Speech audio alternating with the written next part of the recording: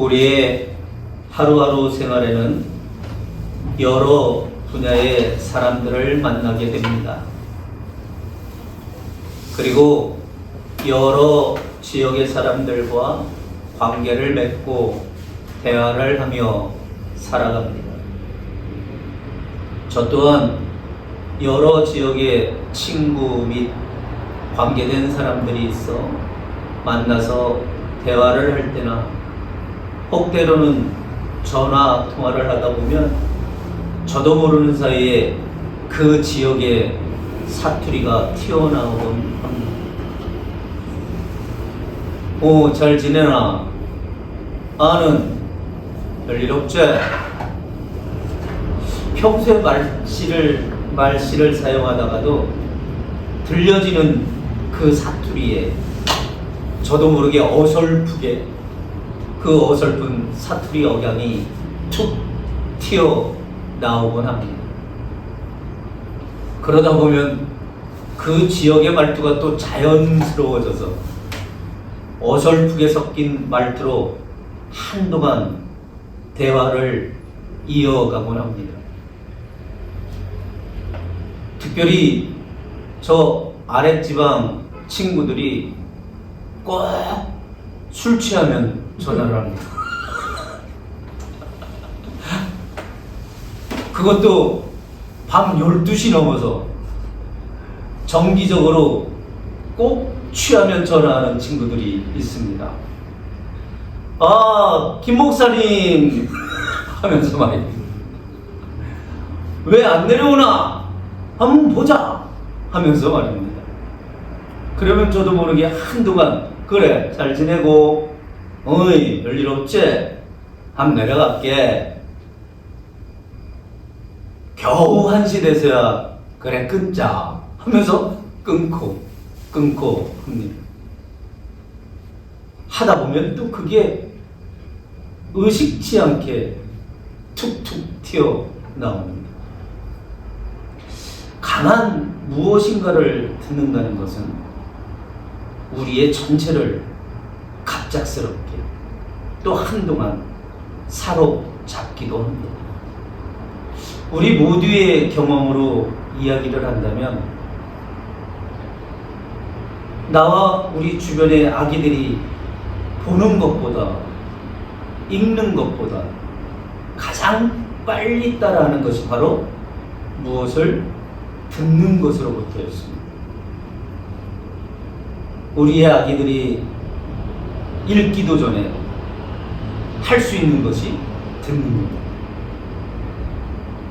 보면서 살이 분별을 하기 전에 분별력 없이 쏟아져 들어오는 들음. 그래서 특별히 우리의 아기들에게는 듣는 것이 그만큼 중요하다는 것을 기억해야 합니다.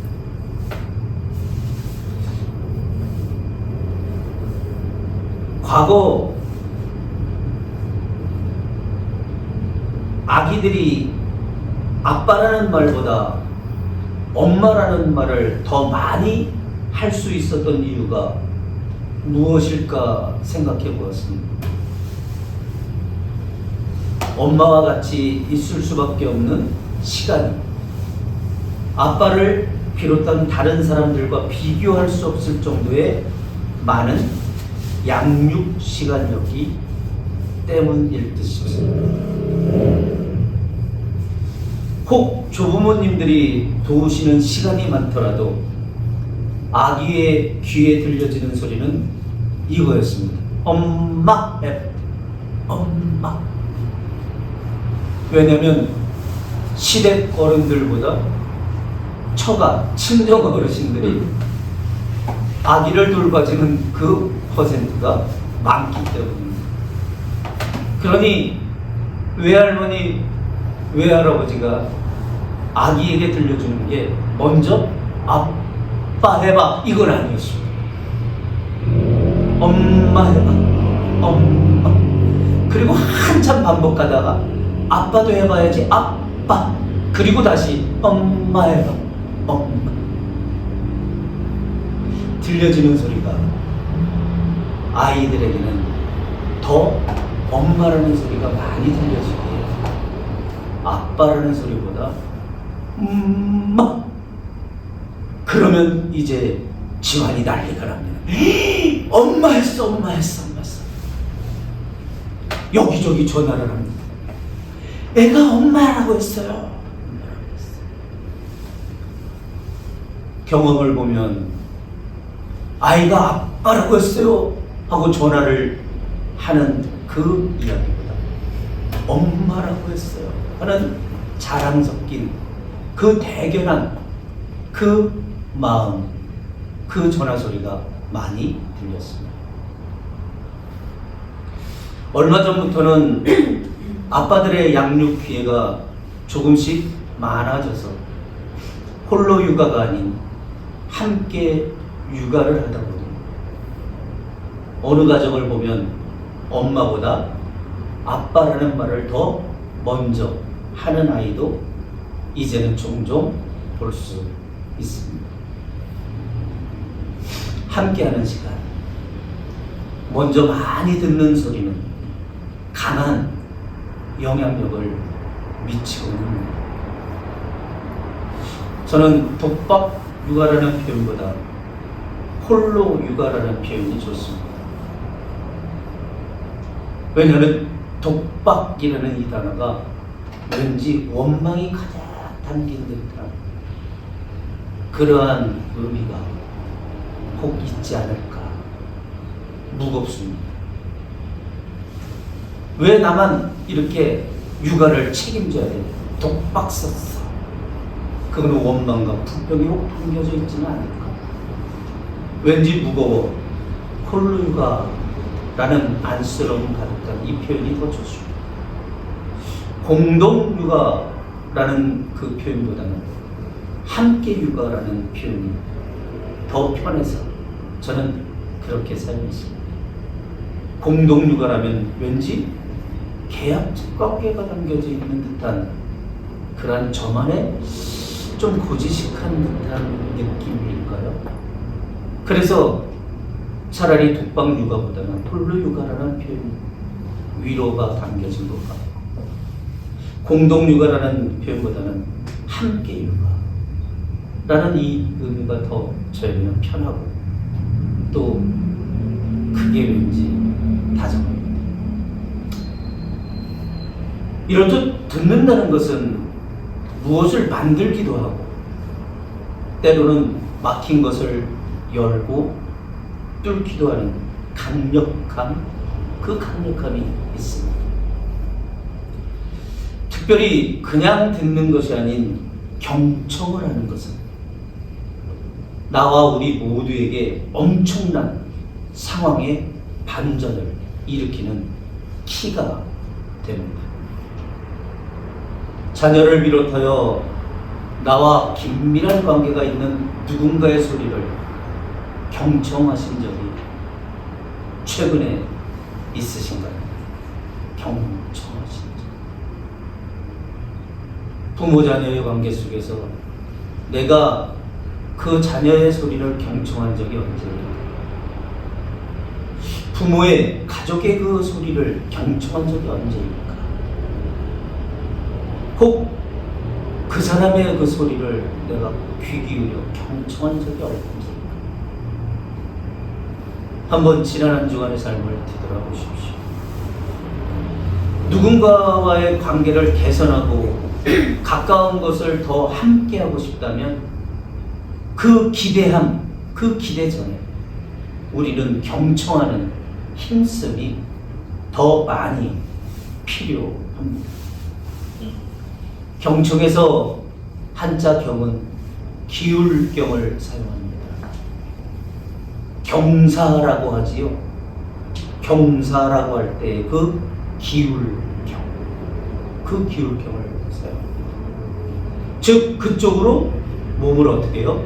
기울여서 몸을 그쪽으로 기울여서 듣는 것입니다. 경청. 기울여 듣는다는 것은 자기를 내려놓는다는 의미가 담겨져 있습니다. 꼿꼿하게 서 있는 게 아니라 나를 무너뜨리고 기울여 또 그 사람에게 나를 주면서 기울여 경청의 의미가 나를 내려놓다. 고집스럽게 강하게 주장하지 않고 나를 내려놓는다. 필명인 도로스 닉스라는 사람이 그 원 이름은 엘리자베스 메리 웨더인데 이 저널리스트가 이런 이야기를 했습니다. 상대에게 다가서는 지름길은 그들에게 혀를 내미는 것이 아니라 귀를 내미는 것이라고 큰 삶의 교훈을 던져줍니다.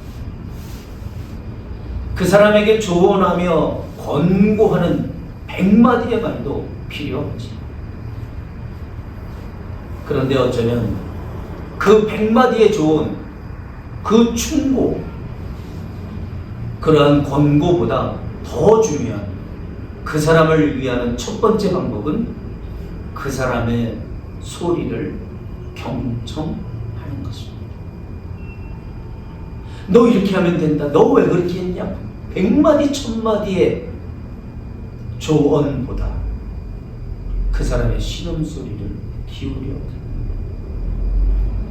그 사람의 아픔의 소리를 힘들어하는 그 소리를 기울여 듣는 것. 이것이 정말 1000마디, 10,000마디의 그 사람을 위하여 하는 그 조언보다 한번 나를 내려놓고 기울여 그 사람의 신음을 듣는 것. 그것이 정말 그 사람을 위한 가장 좋은 마음이요. 그리고 배려인 것입니다. 400여 년간 애굽에서 종살이를 하였던 히브리인들은 하나님의 계획 속에 세워진 지도자 모세의 진두지휘 아래 자유를 향한 출애굽을 합니다. 끔찍스러운 재앙에도 불구하고 완악해진 애굽 왕 바로는 결정을 몇 번이나 번복하였지만 마침내 10번째 재앙인 애굽 모든 장자의 죽음 앞에서 어쩔 수 없이 히브리인들의 출애굽을 인정합니다. 앞선 지도자 모세와 장정 60만 명, 남녀노소 추정 200에서 300만 명의 히브리인들은 자유를 향한 기쁨과 하나님의 인도하심을 찬양하며 출애굽을 합니다. 그러나 얼마 되지 않아 출애굽을 인정하였던 애굽 바로왕은 후회하였고 더욱더 강팍해져서 떠난 히브리인들을 아예 진멸시키려고 군사들을 보냅니다. 바알스본 맞은편 비아이롯 앞에 장막을 쳤던 히브리인들은 뒤에 지축을 흔들며 쫓아오는 애국 병거와 군사들, 그리고 앞에는 건널 수 없는 홍해를 보면서 원망하기 시작합니다. 감당할 수 없는 고난과 두려움 가득한 고통, 그 위험이 나를 향해 달려옵니다. 그런데 앞에는 헤쳐나갈 수 없는 홍해, 절망적 상황에 히브리인들은 큰 소리로 아주 하늘을 향해 원망, 우린 죽었다. 이제 끝이다. 우린 죽었어. 왜 애굽에 그저 살게 하지?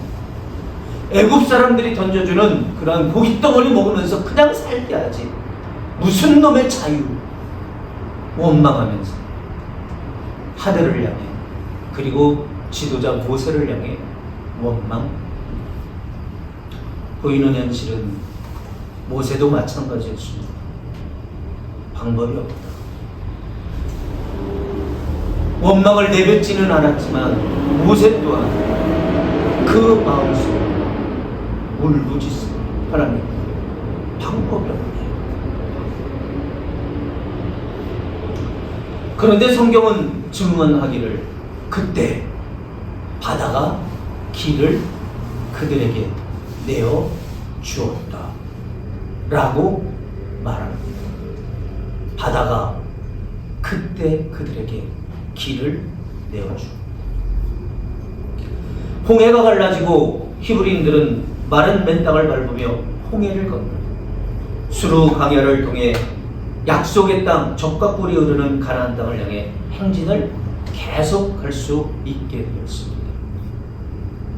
감당할 수 없는 고난과 고통, 그 위험이 나를 향해 달려오고 앞에는 헤쳐나갈 수 없는 절망적 상황에 우리의 마음도 우리의 주변에 들려오는 그 소리도 이제 끝이야. 이제 끝이야. 방법이 없어. 방법이 없어. 혹 우리의 상황이 바로 이렇지 않습니까? 지금 우리의 상황. 바다가 길을 내어줄 수밖에 없듯 홍해가 맨 땅을 밟게 하여 건너게 하였던 그 하나님의 은혜, 그 선포하심 지금 우리에게도 있기를 주의 축원합니다. 우리에게도 있기를 희한한 기적을 이야기하거나 신비주의를 주장하는 것이 아닙니다. 쉴만한 물가교회는 현실에서의 성경 취지를 전합니다. 결코 신비주의, 기적, 그것을 이야기하는 겁니다.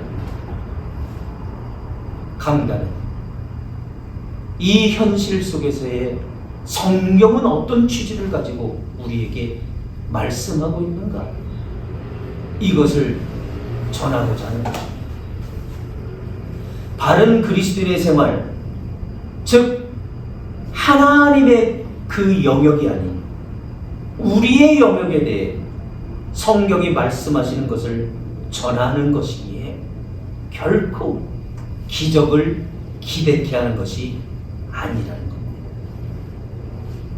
하나님의 영역과 우리의 영역이 그 하나님의 영역, 그 기적, 그것을 기대케 하는 게 아니라 성경은 우리의 영역을 지금 말씀하고 있는 겁니다.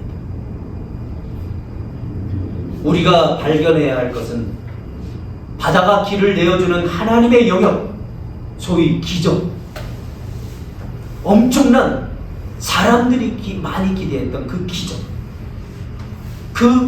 그분의 영역 앞에 있었던 모세의 내려놓음을 우리는 주목해야 합니다. 하나님의 산 호렙에 모세를 인도하신 하나님이 출애굽의 지도자로 모세를 애굽에 보내시려 할 때 모세는 계속하여 자기 생각과 경험을 앞세우고 현실과 지금의 상황을 이야기하면서 오히려 하나님을 설득시키려 했던 모세의 거절을 우리는 잘 알고 있습니다. 출애굽기 3장 10절을 보면 내가 너를 바로에게 보내어 너로 내 백성 이스라엘 자손을 애굽에서 인도하여 내게 하리라 말씀하셨을 때 그때 모세가 하나님께 이렇게 말합니다. 내가 누구간데 바로에게 가며 이스라엘 자손을 애굽에서 인도하여 내리까? 거절입니다. 하나님 그런 일이 일어날 수 없어요. 거절입니다. 연이어 출애굽기 3장 12절을 보면 하나님이 가라사대 내가 정녕 너와 함께 있으리라. 내가 정녕 너와 함께 있으리라. 모세를 위로하고 격려하며 용기를 북돋아 주시는 하나님의 이 말씀. 그때 또 모세가 하나님께 고하되 내가 이스라엘 자손에게 가서 이르기를 너희 조상의 하나님이 나를 너희에게 보내셨다 하면 그들이 나에게 물을 겁니다. 그의 이름이 무엇이냐 하리니 내가 무엇이라고 그들에게 말하리까? 이것은 내가 아무리 하나님의 말씀을 전해도 그들은 받아들이지 않을 것이고 따르지 않을 겁니다 하는 모세의 또 한 번의 거절입니다. 하나님께서 나는 여호와라, 아브라함과 이삭과 야곱의 하나님이라, 모세야 가라. 여러분, 아브라함과 이삭과 야곱의 하나님이라는 이 표현은 이런 겁니다. 모세야, 너의 조상들의 그 흔적들을 봐라. 내가 함께했던 그 고난의 현장에서도 함께했던 그 조상들의 흔적과 너의 지나온 삶의 흔적을 봐라.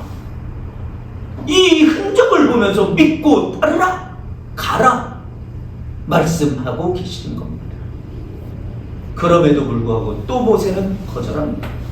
그들이 나를 믿지 아니하며 내 말을 듣지 아니하며 내 말을 듣지 아니하고 이르기를 여호와께서 내게 나타나지 아니하셨다. 나에 대하여 반박할 것이고 반발할 것이고 그런 출애굽의 역사는 일어날 수 없을 것입니다. 또 거절. 하나님께서는 또 참으시고 또 은혜를 베푸시면 이제 가라. 내가 너의 입과 함께 있어서 내가 무슨 말을 할지 그 말을 가르칠 것이다. 가라. 모세는 말합니다. 주여, 보낼 만한 자를 보내소서.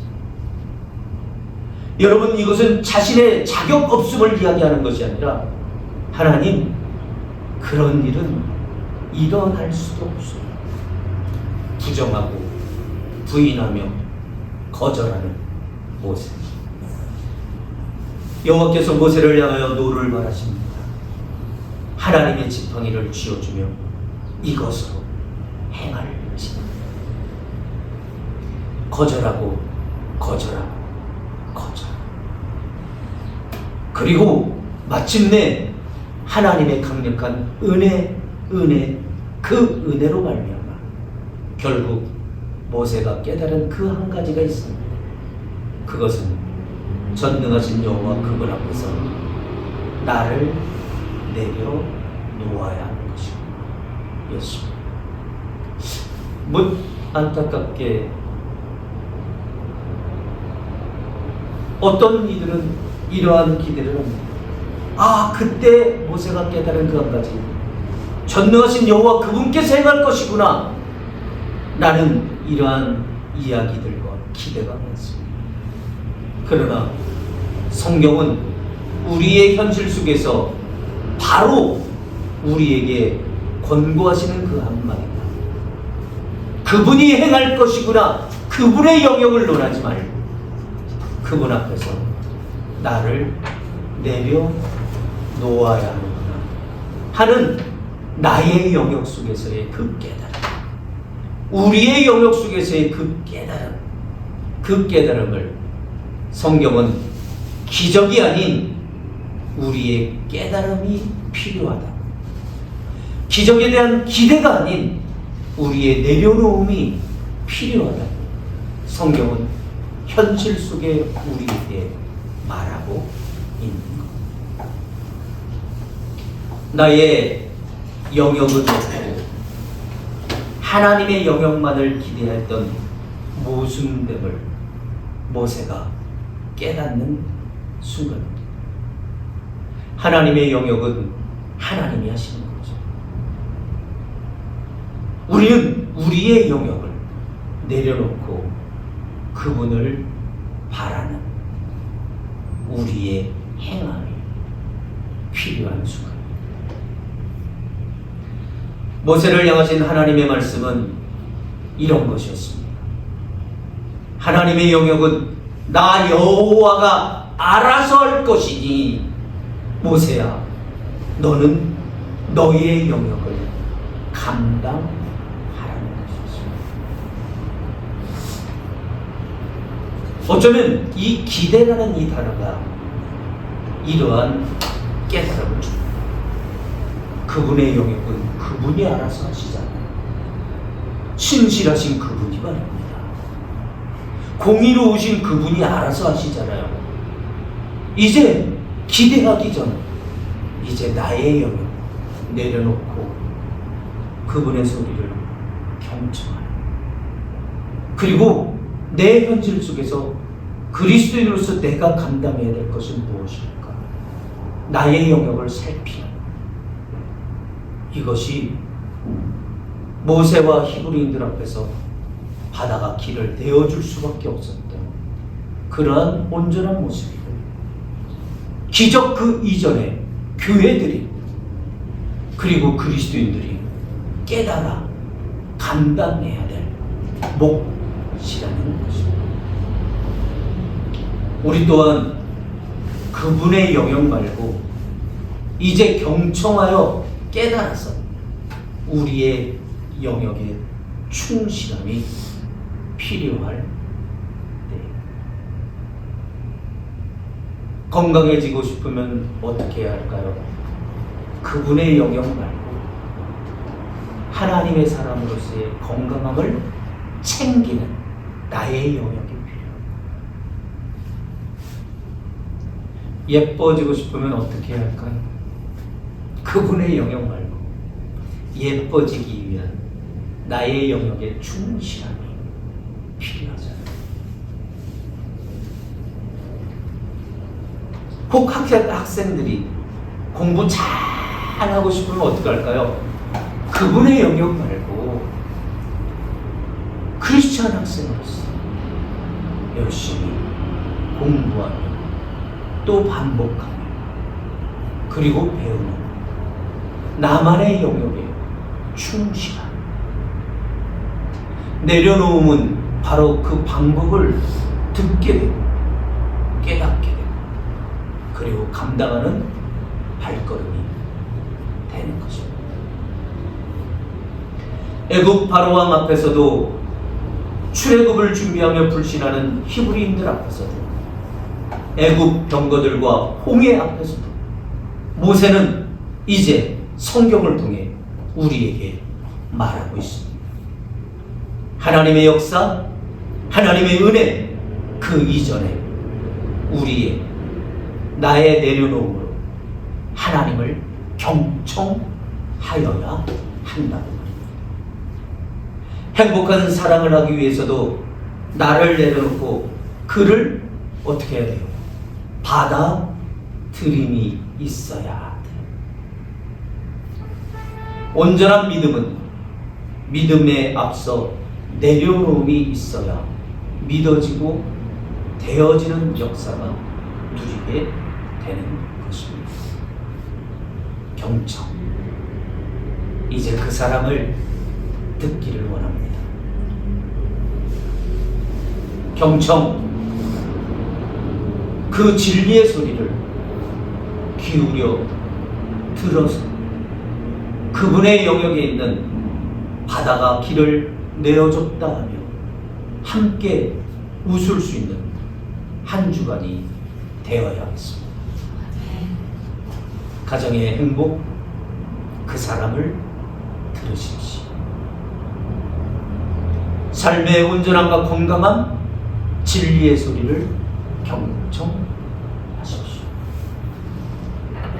기적을 기대, 그보다 먼저 나의 영역에 충실하라는 그 소리를 듣고 마침내 바다가 길을 내어줬다. 건강하게 화창하게 웃을 수 있는 함께 힘있는 발걸음을 또 내디디며 살아갈 수 있는 우리의 한 주간이 되기를 주의 이름으로